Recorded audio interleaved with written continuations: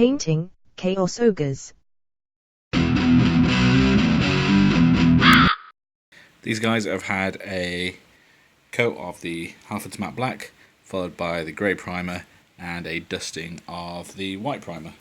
So already picking out some of the details before we even put a brush to them. First coat is going to be P3 Idrun Flesh applied with this makeup brush. Okay, so all of the wood and flesh areas have had a coat of the Idrun Flesh. I'm now going to go over, apart from all the creases, with a coat of the Midland Flesh. Okay, now the Midland Flesh is done. I'm going to go over these guys with a coat of the Rankland Flesh shade, and as you can already see, these are some beautifully characterful miniatures. So they've had their wash and I think they're looking pretty good. Now I'm going to use the Midland Flesh again, and then a top highlight of Flayed-Run Flesh to really make the skin pop.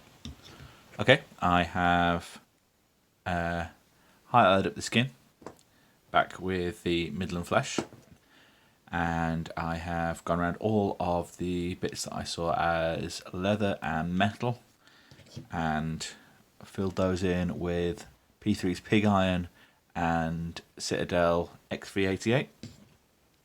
Done that on all three. I've actually decided to split this video into two, so I'm going to do the Chaos Ogres in this one, and I might do a separate one for Goldfags Ogres. I'm now going to go over the leather parts with Snakebite Leather and the metal parts with Basilicum Grey. So the contrasts are done on the metal and the leather, and I've blocked out a few more of the main colours. So the armour's been blocked out in black, the bases and fur has been blocked out in brown, the any horns or skulls have been blocked out in the Sandry Dust, and I've just dry brushed the bases across in the Gun Corpse Brown. The weapon hafts, any wood parts, have been touched up with the Idrun Flesh. The weapon parts have then been dry brushed with this Sandry Dust to bring out some of the wood grains, and then the skulls and any horns plus the weapon hafts have all been given a slightly watered down wash of the Agrax Earthshade. The standard and any other gold parts were undercoated in Warlords bronze and then highlighted with Retributor armour, and then given a wash of the Earthshade, same as the other time. And the shield here, that was based in the Cantor Blue, and then also got some of the wash, the Agrax Earthshade wash, so dirty it down a bit. The leather parts have been re-highlighted with the XV88 to give a bit of contrast, and I have started panel lining the black armour with the dark grey, which is the Mechanicus Standard Grey.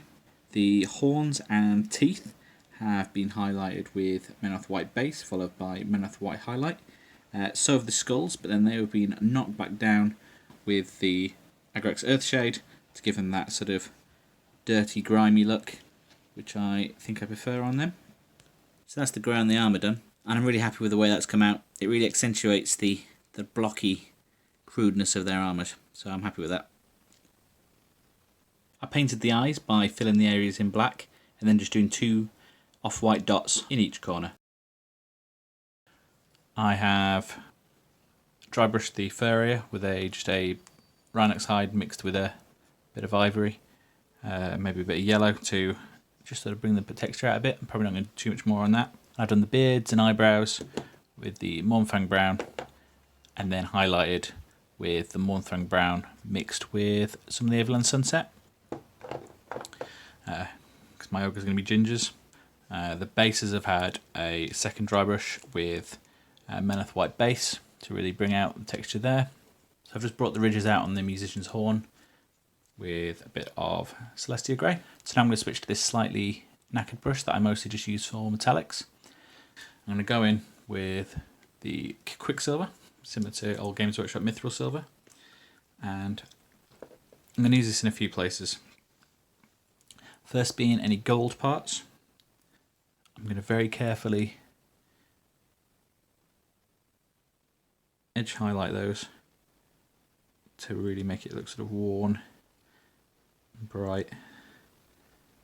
There we go, that's the sort of effect that I'm going for. Really pull off some of those edges, make it look sort of worn and old.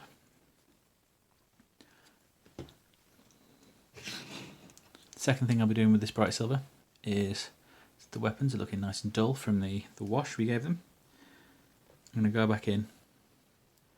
I'm just going to start with the edges, pull them up. Use the very tip. I'm just going to feather the edge here.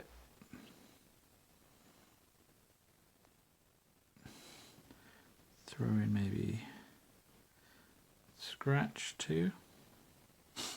Make sure anything spikes like this. Get that highlighted. And there we go. Worn but well cared for weapons with a nice honed edge. Third thing we're going to use this for is on this chainmail, which is nice and lovely and dark. I'm going to get a bit of paint on my brush and then take most of it back off. And then I'm just little bits here and there, just on the most exposed sections, just giving it the slightest hint. Okay, and the last job is one of my favourites. So back to the big brush and the bad and black. And I'm going to paint in the base rims.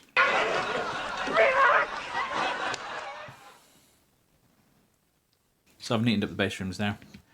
I will be doing more with the bases, some grass, maybe some leaves, but I'll do that in a separate video and I'll do the whole army at once.